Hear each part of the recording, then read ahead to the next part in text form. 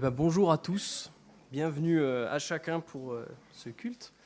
Et j'ai le privilège du coup de continuer ce matin la série de prédications qu'on a commencé il y a quelques semaines maintenant sur la prière, sujet ô combien essentiel à nos vies de disciples. Et le passage qu'on va lire ensemble ce matin se trouve dans Philippiens. Et donc c'est Paul qui écrit aux chrétiens de Philippe. Et je trouve que cette lettre, elle a une portée particulière parce que l'église de Philippe, fondée par l'apôtre Paul, c'est la première église du continent européen. Et du coup, je trouve ça beau la potentielle filiation qu'il y a entre l'église de Philippe et notre église du Trioul aujourd'hui. Je spécule complètement, mais je me dis que si ça se trouve, si cette église n'avait pas existé, nous, on n'existerait pas non plus aujourd'hui. Et donc Paul, il écrit cette lettre alors qu'il subit une forte persécution à cause de sa foi, pour laquelle il est emprisonné. Et c'est de sa prison qu'il écrit cette lettre. Malgré du coup cette situation qui semble désespérée, il les écrit pour les remercier d'un don qu'ils lui ont envoyé, et aussi pour les fortifier en leur montrant que la joie et la paix véritable se trouvent que en Jésus-Christ. Donc alors que Paul, dans le chapitre précédent, là où on va lire, les a encouragés à faire preuve de persévérance dans la marche chrétienne, il les appelle en plus à se réjouir dans la souffrance, et malgré la souffrance. Et ça, c'est un des grands thèmes de la lettre, la joie dans la souffrance, situation que Paul lui-même expérimente au moment où il écrit cette lettre. Mais alors pourquoi se réjouir quand on souffre ? Paul explique que parce que les chrétiens ont l'espérance en Dieu par leur salut acquis en Jésus-Christ. Et c'est ce qu'il leur explique. Il leur dit que nous pouvons être joyeux et avoir la paix, ici-bas, même dans nos souffrances, car nous savons que notre nom est inscrit dans le livre de vie. Nous avons sur terre les prémices de la joie complète qui nous attend quand on sera auprès du Père. Bref, en réalité, il leur explique qu'il n'y a que d'occasion de se réjouir. Donc c'est dans ce contexte que Paul encourage les chrétiens de Philippe, au chapitre 4, à être joyeux et à se confier en lui. Alors, je vous invite du coup maintenant à prendre et à lire avec moi Philippiens au chapitre 4, les versets 6 et 7. Donc, Philippiens chapitre 4, versets 6 et 7. Je vais lire. « Ne vous inquiétez de rien, mais en toute chose, faites connaître vos besoins à Dieu par des prières et des supplications, dans une attitude de reconnaissance. Et la paix de Dieu, qui dépasse tout ce que l'on peut comprendre, gardera votre cœur et vos pensées en Jésus-Christ. » Alors, première partie de la prédication, confie-toi et sois en paix. Je suis assez heureux de pouvoir parler de ce passage, de ce texte, parce que je sais que c'est un des passages qui est les plus appréciés de la Bible et par de nombreux chrétiens. Et je sais aussi que c'est un verset qui a accompagné beaucoup de personnes dans des moments importants de leur vie, soit dans des moments de persécution, de souffrance, mais aussi des moments de joie, de mariage, de baptême. Et pour cause, ces versets ils nous révèlent une promesse magnifique. La paix de Dieu agit en nous lorsque nous nous confions en lui. Alors déjà, remarquez comment sont construits ces versets. Paul, il vient de dire 2 fois au verset 4 et 5, qu'on n'a pas lu, qui sont juste avant le verset 6, il vient de dire « réjouissez-vous ». Et directement après verset 6, qu'on a lu, il dit « ne vous inquiétez de rien ». Comme s'il anticipait, en quelque sorte, l'objection qu'on pourrait lui dire de « ouais, non mais attends, moi je peux pas me réjouir dans ma souffrance, c'est trop compliqué, c'est trop difficile ce que je vis. Tu te rends pas compte ?» Paul lui-même, en plein milieu de la persécution et de la souffrance, sait très bien ce que c'est que d'avoir des pensées qui tournent en boucle dans notre tête, qui volent notre joie. Il l'a sûrement lui-même vécu. Ensuite, observez avec moi l'articulation de la pensée de Paul et les étapes importantes qu'il nous enseigne pour notre sanctification. Dans ces versets, il leur dit « Ne faites pas ça, s'inquiétez de tout, mais à la place, faites ça, confiez-vous en Dieu, et vous connaîtrez ça, la paix de Dieu. Et là, on voit l'esprit très didactique de Paul, qui, conduit par le Saint-Esprit, comprend très bien la situation que traversent les chrétiens de Philippe et leur schéma de pensée. Il commence par leur dire « ne vous inquiétez de rien ». Et ça, c'est assez fort quand même comme demande. Et ça semble peut-être même un peu naïf, parce que là, il s'adresse à des gens qui sont en train de vivre la persécution, qui sont justement parce qu'ils croient en Jésus. Et Paul, il leur dit juste « non, ne vous inquiétez pas besoin de stresser, tout va bien ». Mais si Paul, il leur dit ça, c'est qu'il a une raison de leur dire. Je ne sais pas s'il y en a qui avaient peur du noir quand ils étaient petits. Ou alors s'il y en a qui ont des enfants qui ont peur du noir. Pourquoi est-ce qu'un parent est en mesure de consoler un enfant, de consoler son enfant quand il a peur du noir? En fait, c'est tout simplement parce qu'il connaît mieux la situation que lui. Il sait qu'en réalité, il n'y a pas de vrai danger, il ne craint rien. S'il faut, on peut allumer les lumières, il est en sécurité dans une maison, et surtout, spoiler, il n'y a pas de monstre sous le lit, donc tout va bien, quoi. Et c'est un peu la même chose, en fait, que ce que dit Paul. Il leur dit de s'inquiéter de rien parce qu'il connaît la situation. Il sait qu'en réalité, le chrétien qui se confie en Dieu n'a à s'inquiéter de rien, car il a la paix de Dieu. Ça, on va y revenir. Donc Paul, il dit, ne vous inquiétez de rien, mais en toute chose, faites connaître vos besoins à Dieu par des prières, des supplications, dans une attitude de reconnaissance. Donc premier tips de Paul pour lutter contre l'anxiété, se confier à Dieu en lui parlant tout le temps, en toute chose, dans toutes les situations de nos vies. Mais alors pourquoi lui faire connaître nos besoins? Pourquoi est-ce que Dieu qui est omniscient, qui sait toutes choses, il connaît toutes choses, pourquoi est-ce qu'il aurait besoin qu'on l'informe de notre situation? Il connaît toutes nos pensées, il connaît nos actes, il nous connaît parfaitement. Alors évidemment que non, il n'a pas besoin qu'on l'informe au cas où il aurait manqué quelque chose de notre vie. En réalité, l'objectif de faire connaître nos besoins à Dieu, c'est de nous mettre dans une attitude de dépendance à lui. Le but, c'est de nous encourager à nous confier en lui, par des prières et des supplications, c'est-à-dire des demandes à Dieu, pour développer notre attachement à lui. Est-ce que vous avez remarqué la fin du verset 6 ? Faites connaître vos besoins à Dieu dans une attitude de reconnaissance. Regardez la recommandation de Paul. Nos requêtes à Dieu doivent être associées à une attitude de reconnaissance. Pour jamais oublier que c'est Dieu qui pourvoit. Dieu donne selon sa volonté. Alors soyons reconnaissants que le Dieu de l'univers se rend accessible pour écouter nos besoins. Alors comment Dieu prend soin de nous ? Pourquoi est-ce que, en toute chose, si tu te confies à lui dans une attitude de reconnaissance, tu peux être libéré de ce qui t'inquiète, de ce qui t'angoisse, de ces pensées invasives qui pourrissent ton quotidien, peut-être même de certaines idées noires? Comment il fait ? Tout simplement, Dieu nous donne sa paix. Il te donne sa paix. Dieu nous donne sa paix à nous qui nous confions en lui. Et relisez avec moi le verset 7 de Philippiens, toujours. « Et la paix de Dieu, qui dépasse tout ce que l'on peut comprendre, gardera votre cœur et vos pensées en Jésus-Christ. » Ça, c'est la partie la plus belle, moi, je trouve. On a ici une magnifique promesse qui, j'espère, va vous encourager, vous accompagner cette semaine. La paix de Dieu est le seul véritable remède à notre anxiété. La paix de Dieu est tellement puissante, elle dépasse tellement tout ce qu'on peut comprendre, imaginer, qu'elle gardera nos pensées en qui ? En Jésus-Christ. Et c'est hyper intéressant parce que ce verset, il nous montre en réalité la puissance de la prière.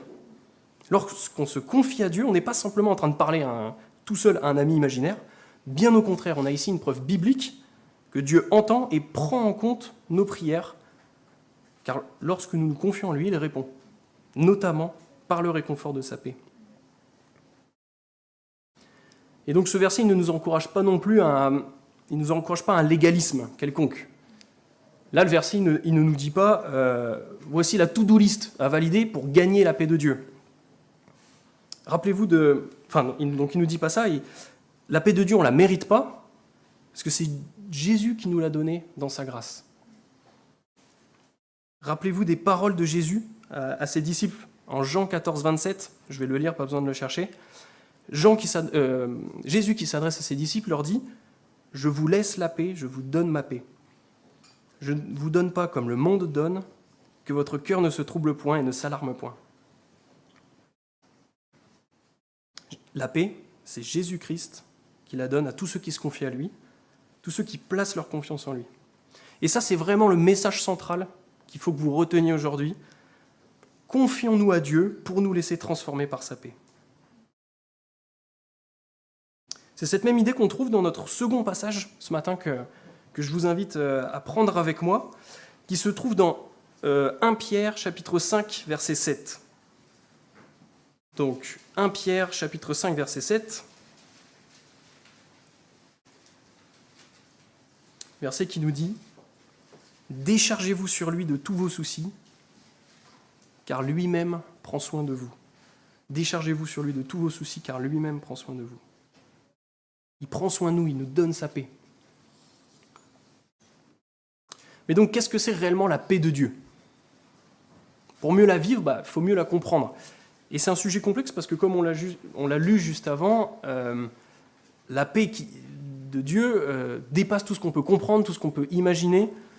Mais on va essayer d'avoir quelques petits éléments de réponse pour mieux la comprendre. Alors déjà, première chose, la paix de Dieu fait partie du caractère de Dieu. C'est une des qualités qu'il transmet à l'homme lorsqu'il le crée à son image. Vous savez, il y a certaines choses du caractère de Dieu qui sont transmises à l'homme et d'autres qui ne le sont pas. Par exemple, Dieu, il est omniscient, comme on l'a dit tout à l'heure, il est omniprésent, il est éternel. Tout ça, bon, jusqu'à preuve du contraire, nous, on ne l'est pas. Par contre, il y a d'autres qualités qu'il transmet à l'homme et qu'on est appelé à manifester, comme par exemple la sainteté, la bonté, la créativité, la vérité, la grâce, la fidélité, l'amour, la paix et bien d'autres choses encore.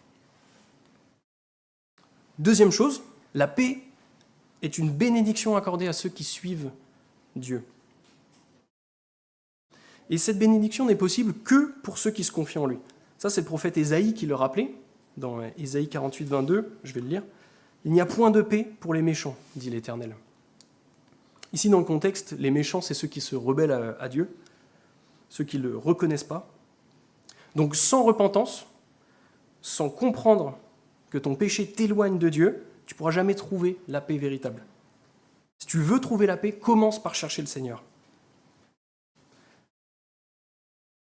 Ensuite, troisième idée, Jésus-Christ est le pacificateur. Pardon. Vous savez, Jésus, dans la Bible, souvent, il est appelé le prince de la paix. En fait, il incarne parfaitement la paix. Pourquoi ? Parce que c'est par lui, et seulement par lui, que tu peux être réconcilié avec Dieu. Il apporte la paix entre Dieu et l'homme, pécheur rebelle à Dieu. Et ça, c'est essentiel que tu le comprennes ce matin. Si tu n'as pas encore fait le choix de suivre pleinement Jésus, d'abandonner ta vie, d'abandonner les choses qui sont contraires à sa volonté, pour accepter Jésus-Christ comme le pacificateur, celui qui pourra arrêter le conflit qu'il y a entre toi et Dieu à cause de ton péché, alors tu ne pourras jamais connaître la vraie paix, qui n'a rien à voir avec la pâle copie que le monde donne. Je discutais la semaine dernière avec un ami d'enfance avec qui j'ai grandi, bref, un bon ami. Et on discutait, il me disait qu'au cours de ses voyages, au cours de tout ce qu'il fait, il était persuadé que c'est Dieu qui avait créé le monde. Quand il voyait la beauté de la création, il se disait, non mais ça c'est obligatoire, c'est Dieu qui l'a créé, donc je crois en Dieu et tout. Donc, discussion hyper intéressante, on discute, puis au bout d'un moment, je lui dis, mais tu sais, c'est pas suffisant. C'est très bien que tu reconnaisses que c'est Dieu qui a créé ça, mais voilà, il faut que tu t'abandonnes à Jésus, et il faut que tu reconnaisses ton péché. Et là, il m'a simplement dit, je ne suis pas prêt à abandonner certaines relations, certaines choses dans ma vie qui me donnent du bonheur, même si je sais que ça ne plaît pas à Dieu. Et quelle tristesse ça a été pour moi de me rendre compte qu'en fait, il ne comprenait pas à quel point abandonner ces choses qui lui donnaient une sensation de paix, de bonheur dans sa vie, lui permettrait de trouver la paix véritable, qu'en réalité il cherche. Cette paix qui pense pouvoir trouver dans le réconfort bien fade de quelques plaisirs éphémères. La paix que Jésus nous donne n'est pas celle du monde. Une autre paix que celle de Jésus-Christ est un mensonge. Donc, quatrième idée, la paix de Dieu est une discipline de vie. Si Paul le dit et le répète, qu'en toute chose, nous devons nous confier à Dieu pour que la paix de Dieu illumine nos vies, c'est bien que c'est une discipline que l'on doit répéter jour après jour le long de notre vie. C'est pas une prise de conscience, one shot, je le fais une fois, puis c'est bon, c'est fini. En fait, c'est toute notre vie, tous les jours, dans une attitude de reconnaissance que je dois me confier à Dieu, par la prière, et alors, la paix transformera ma vie. Nous, notre responsabilité, c'est simplement de nous confier à lui, et le reste, c'est lui qui s'en occupe. C'est pas magnifique ? Alors maintenant, comment appliquer tout ça concrètement à nos vies ? Donc, deuxième partie de la prédication, laisse-toi transformer. Je vous propose qu'on réfléchisse ensemble à deux principales applications ce matin. La première, c'est qu'est-ce qui m'empêche d'avoir la paix ? Et la deuxième, comment vivre la paix de Dieu ? Alors, qu'est-ce qui m'empêche d'avoir la paix de Dieu ? Alors là, c'est vous qui allez bosser. Pour ça, essaie de penser à une chose qui t'angoisse régulièrement dans ta vie, quelque chose qui t'inquiète, quelque chose qui te trouble. Essaie de trouver une situation récurrente qui te crée de l'inconfort, du stress, voire de l'angoisse. Ça peut être, je sais pas, dans ton travail, ça peut être dans ta famille, peut-être même que c'est dans l'église. Maintenant, si tu as donc une situation en tête, l'idée c'est d'essayer de comprendre quelles sont les circonstances qui font que cette chose à laquelle tu penses te rend anxieux ou anxieuse. Quel schéma de pensée, quels obstacles t'empêchent d'être serein avec cette situation de stress ? J'ai réfléchi un peu à la question pour ma propre vie, et j'en ai discuté avec des proches, et pour voir aussi quels étaient pour eux les obstacles qui les empêchaient d'être en paix dans ces situations d'angoisse récurrentes. Alors évidemment, c'est important de dire que je ne suis pas psychologue, je n'ai aucune compétence dans le domaine médical, de la santé mentale, et c'est important aussi de rappeler qu'il y a certaines situations de mal-être profond qui peuvent demander, en plus d'un accompagnement spirituel, un accompagnement d'un professionnel de santé.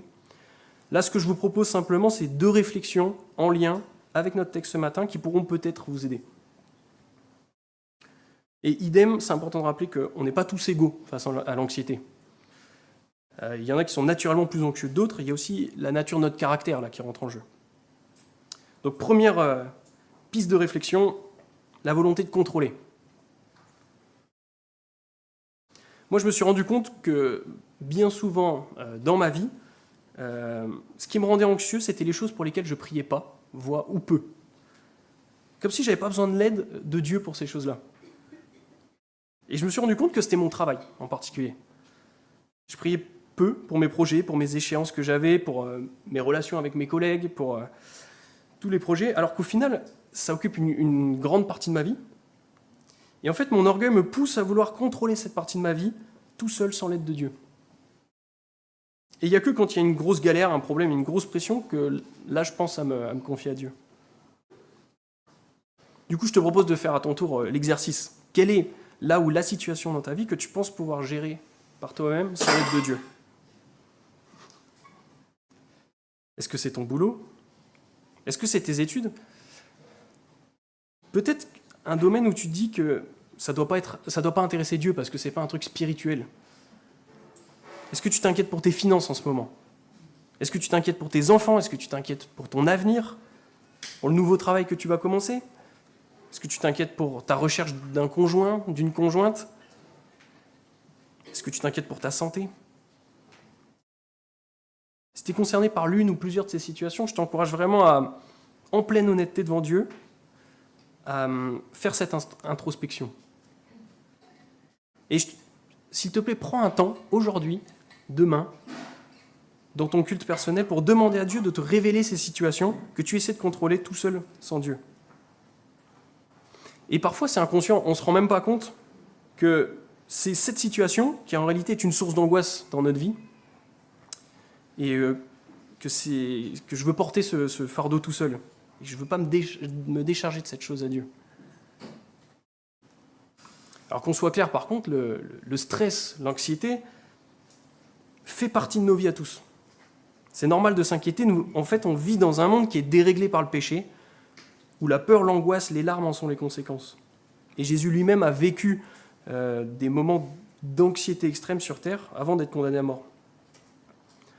L'anxiété devient un problème, selon moi, quand elle est récurrente et s'installe sur le long terme dans nos vies, pour une même situation qu'on ne confie pas à Dieu, et sur laquelle on ne veut pas lâcher prise pour laisser Dieu agir. Par exemple, si ton angoisse récurrente, c'est tes finances, si tu passes ton temps à t'inquiéter de savoir comment tu vas finir le mois, etc., et je ne dis pas que c'est une situation facile qui n'est pas stressante, hein, mais peut-être que ce stress récurrent est le signe que c'est plus Dieu qui contrôle ce sujet dans ta vie, mais qu'au contraire, c'est ce sujet qui te contrôle et dicte tes émotions. Et ça, c'est ce que la Bible appelle une idole. Et je sais que ce mot, il peut faire peur, hein. On peut se dire non, bah, je ne suis pas idolâtre. Non, quand même, c'est un peu fort, là. Et en fait, en réalité, les idoles de nos vies sont bien plus subtilement présentes que ce que l'on croit. Qu'est-ce qui occupe mes pensées beaucoup trop souvent dans ma vie, qui me crée du stress ? Qu'est-ce que je pense pouvoir contrôler alors que c'est cette chose qui me contrôle ? Qu'est-ce qui finalement prend d'une certaine manière la place de Dieu dans ma vie ? Une idole nous fait toujours croire que c'est nous qui avons le contrôle. Elle nous fait toujours croire qu'elle nous apporte un réconfort, du plaisir, la paix, alors qu'en réalité elle creuse toujours en nous un vide. Seule la paix de Dieu, seul Jésus-Christ, le pacificateur, peut combler ce vide en nous. Alors que Dieu nous révèle par son esprit ses idoles dans nos vies. Deuxième piste de réflexion, pour savoir pourquoi je ne suis pas en paix. Alors le syndrome de l'imposteur, est-ce que vous connaissez ça ? Vous savez ce qu'on appelle le syndrome de l'imposteur, c'est le fait de douter de ses compétences et de penser qu'on ne mérite pas ses réussites, même quand on a des preuves tangibles du contraire. Et du coup, on a peur d'être démasqué comme un imposteur. Et peut-être, on peut être concerné par ce syndrome, donc je ne sais pas, dans notre activité professionnelle, ça peut être dans un rôle de parent, de frère et sœur, par exemple, etc. Et je me suis posé la question si c'était possible, si ça ne pouvait pas aussi nous concerner dans notre vie spirituelle. Peut-être que certaines choses dans notre vie nous font douter de nos acquis spirituels et même de qui est réellement Dieu. Il n'y a pas longtemps, on s'est refait la série Sherlock Holmes avec ma femme. Et alors c'est différent des films, pour ceux qui ont vu les films. Mais donc je ne sais pas si vous vous souvenez de le grand méchant dans Sherlock Holmes. Vous vous souvenez comment il s'appelle ? Oui, c'est Moriarty, exactement. Et donc c'est l'ennemi suprême de Sherlock Holmes. Et son but, c'est de faire tomber Sherlock Holmes. Il en est jaloux, il veut le faire tomber. Et les techniques que Moriarty utilise pour le faire tomber sont très subtilement pensées et toujours de la même manière. Insuffler le doute dans la tête de Sherlock sur ses compétences réelles d'enquêteur de génie. Et plus sournois encore, instiller aussi le doute chez les proches de Sherlock, pour les faire douter des motivations réelles de Sherlock dans ses enquêtes. Et mes amis, c'est exactement la technique qu'emploie Satan dans nos propres vies pour nous faire douter de qui on est et de qui est Dieu. Il sait exactement comment nous détourner de la puissance rédemptrice de Dieu en nous faisant nous focaliser sur notre péché. Il sait très bien nous instiller le doute jusqu'à ce qu'on se demande... Pardon, c'est les allergies, ça. Ah oui, il sait instiller le doute jusqu'à ce qu'on se demande est-ce que Dieu s'intéresse réellement à nous ? Et il sait même parfois instiller le doute chez nos proches, dans notre famille. Je ne sais pas si ça vous est déjà arrivé, quelqu'un de votre famille vous dise « Ah, tu te dis chrétien et tu fais ça ». Il sait très bien, lui qu'on appelle le malin, comment mettre en place des stratagèmes complexes pour que nous pensions des imposteurs de la foi. Quand je me suis converti, je me souviens que j'étais profondément perturbé par l'idée que je venais d'abandonner ma vie à Christ et qu'en même temps, je restais encore beaucoup trop le péché restait encore beaucoup trop présent dans ma vie. Et je me disais que je n'étais pas un bon chrétien, parce que je continuais de pécher. Comme l'apôtre Paul le décrit si bien, je ne faisais pas le bien que je voulais et je faisais le mal que je ne voulais pas. Et au lieu de fixer mes regards sur celui qui m'offre son pardon et sa paix par grâce, je me focalisais uniquement sur mon péché. Alors si toi aussi ce matin ton péché t'attriste au point de fuir celui qui peut te pardonner et en qui tu peux te confier, laisse-moi te rappeler ceci. La paix de Dieu, rendue possible par la mort de Jésus et sa résurrection, répond à cette soi-disant imposture spirituelle. Si tu es né de nouveau, alors oui, tu pêches encore, car nous vivons dans un monde qui est souillé par le péché, mais en Christ, tu as été recréé, tu es au bénéfice de la paix que Jésus t'a offerte. Alors deuxième application maintenant, comment vivre concrètement la paix de Dieu. Alors je vous relis Philippiens 4, verset 6. Écoutez bien, le texte répond en réalité à cette question. Il nous dit « Ne vous inquiétez de rien, mais en toute chose, faites connaître vos besoins à Dieu par des prières et des supplications dans une attitude de reconnaissance. » Et rappelez-vous 1 Pierre 5, 7, l'autre passage, « Déchargez-vous sur lui de tous vos soucis, car lui-même prend soin de vous. » Alors toute première chose, est-ce que tu t'adresses à ton Créateur ? Ça peut sembler bête, mais c'est la base. Est-ce que tu lui parles régulièrement ? Est-ce qu'il est ton confident ? Est-ce que c'est à lui que tu exposes toute ta vie, tous tes besoins ? Est-ce que tu entretiens cette relation quotidiennement avec lui ? Parce que c'est par ce moyen qu'on peut avoir la paix de Dieu et la voir agir en nous. Alors quand est-ce que tu te confies à lui dans la prière ? Souvent, le moment le plus facile pour nous confier à Dieu et lui présenter nos besoins, c'est quand on est dans la souffrance ou dans l'angoisse, justement. C'est l'écrivain et chrétien Albert Mohler qui dit que dans ces moments-là, la tyrannie de l'urgence prend le contrôle de notre vie intellectuelle et de notre façon de penser. Mais Dieu, c'est pas juste notre psy quand on va mal. Dieu ne veut pas se contenter d'une relation utilitaire où je l'invoque quand j'ai plus le choix. Et c'est pour ça que Paul il nous encourage à rester vigilants dans notre prière à l'équilibre entre nos requêtes et notre reconnaissance. Il est légitime de confier nos besoins matériels à Dieu. Jésus lui-même l'a enseigné dans le Notre Père. Rappelez-vous, on l'avait lu il y a quelques semaines. Donne-nous aujourd'hui notre pain quotidien. Mais attention à cette dérive de la liste au Père Noël. Vous savez, c'est quand on s'adresse à Dieu qu'on dit « je veux ça, je veux ça, je veux ça, je veux ça ». Soyons aussi reconnaissants et réjouissons-nous des plaisirs dont Dieu nous gâte. Venez, on essaie cette semaine, à chaque fois qu'on s'adresse à Dieu, d'être reconnaissant pour une chose. Ça peut être, je ne sais pas, une bonne santé, qui nous permet de bouger, de faire des randos, de faire des bons foot, de temps en temps entre amis. Bon, cette semaine, ça a capoté, j'étais tout seul, mais bon, c'est pas grave. Un bon appétit, sinon une autre chose, ça peut être un bon appétit qui nous permet d'apprécier des bons produits, raisonnablement. Ça peut être la joie d'avoir des amis pas loin de chez nous, que je peux voir régulièrement, les frères et sœurs dans l'église, avec qui je peux me réjouir, avec qui je peux pleurer aussi. Je peux me réjouir aussi pour les joies du mariage, pour les joies de voir mes enfants qui grandissent, tout simplement d'avoir le souffle de vie, etc., etc. Quand on y réfléchit, on a tous 1000 raisons d'être reconnaissant à Dieu.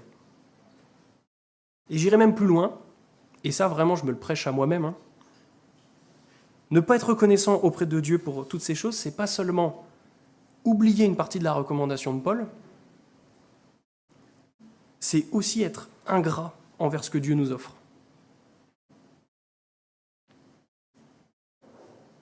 Alors maintenant, c'est quoi le moment le plus difficile pour toi pour te confier à Dieu ? Moi, j'ai remarqué, en méditant ce passage, j'ai remarqué que les moments les plus difficiles pour moi, pour me confier à Dieu, c'est les moments de tranquillité. Les moments où tout va bien, où j'ai l'impression qu'il n'y a pas de soucis dans ma vie. Et là, je voudrais nous interpeller particulièrement. Peut-être qu'en ce moment, par sa grâce, tu vis un moment de confort, où tu n'as pas de gros soucis qui fait que, sans t'en rendre compte, tu passes une journée, peut-être 2, peut-être 3, peut-être une semaine, peut-être que ça fait 1 mois, sans t'adresser à Dieu. Si c'est ton cas en ce moment, sois vigilant. Sois vigilant parce que l'apparente paix que tu vis, si elle n'est pas conditionnée à ta dépendance à Dieu à chaque instant, alors elle ne durera pas. Et mes amis, vous savez comme moi que c'est un des pièges dans lequel nous pouvons tomber facilement dans nos sociétés occidentales développées. C'est de penser que notre confort de vie matérielle, c'est ça la paix de Dieu. La paix de Dieu, c'est pas de ne pas avoir de soucis financiers ou matériels. La paix de Dieu, c'est quelque chose de beaucoup plus grand qui dépasse tout ce que l'on peut comprendre. C'est une tranquillité spirituelle qui émane d'une foi absolue en la souveraineté de Dieu. Quelle promesse magnifique. La paix de Dieu, c'est une tranquillité qui émane d'une foi absolue en la souveraineté de Dieu. Et quel réconfort magnifique pour toi, mon frère ou ma sœur, qui souffre d'une grande anxiété, qui traverse une épreuve en ce moment. Dieu est là. Il prend soin de toi et te fortifie par sa paix.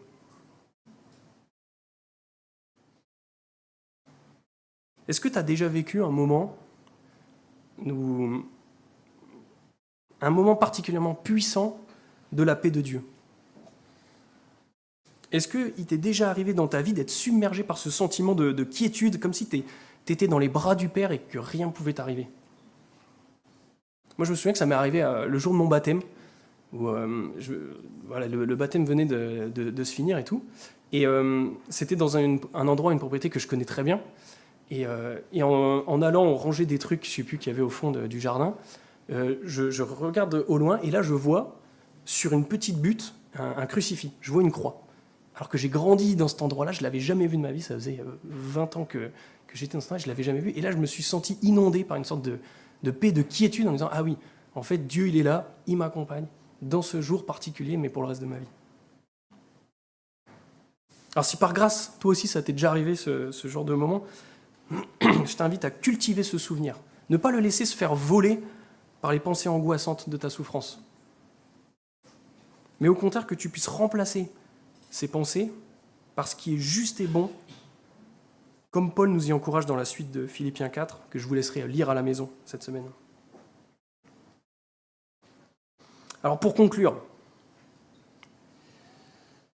la prière, mes amis, est le moyen donné par Dieu pour nous gorger de sa paix. C'est le puissant moyen donné par Dieu pour être en communion avec lui et ainsi transformer nos vies par son esprit qui est en nous pour vivre sa paix. Et si vous avez suivi les actualités ces derniers temps, ô combien notre monde a besoin d'entendre parler de la paix en ce moment. Et je prie vraiment qu'on puisse être les ambassadeurs de la paix de Dieu sur terre. Alors confions-nous à Dieu pour nous laisser transformer premièrement par sa paix. Non pas pour lui faire l'honneur de notre disponibilité dans notre planning, mais confions-nous à lui pour prendre la pleine mesure de la grâce merveilleuse qu'il nous fait en nous offrant sa présence paisible et glorieuse, rendue possible en Jésus-Christ. Alors cette semaine, sois particulièrement fortifié, sois encouragé, sois apaisé parce que Jésus t'offre sa paix.